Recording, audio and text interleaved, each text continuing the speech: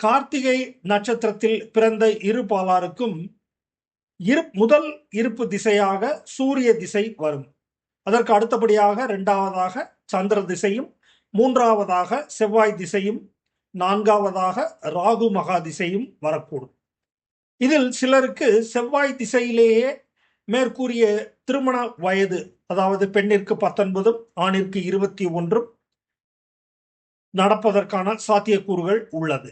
எனவே அப்படி இருக்கும் பட்சத்தில் இவர்களுக்கு, அதாவது கார்த்திகை நட்சத்திரத்தில் பிறந்தவர்களுக்கு செவ்வாய் திசையும் சுக்கிர புத்தியும் திருமண காலத்திற்கு உகந்ததாகவும், செவ்வாய் திசையில் சந்திர புத்தியும் திருமண காலத்திற்கு உகந்ததாகவும் இருக்கும்.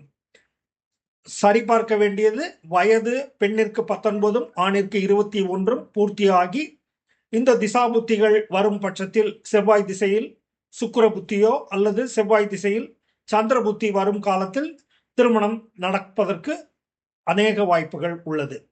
அதற்கு அடுத்தபடியாக செவ்வாய் திசையை கடந்து ராகு திசையில் நடப்பில் இருப்பவர்களுக்கு ராகு திசையில் குரு புத்தியும், ராகு திசையில் புத புத்தியும், ராகு திசையில் சுக்கிர புத்தியும் திருமண யோக பாக்கியத்திற்கு நல்ல காலமாக இருக்கும்.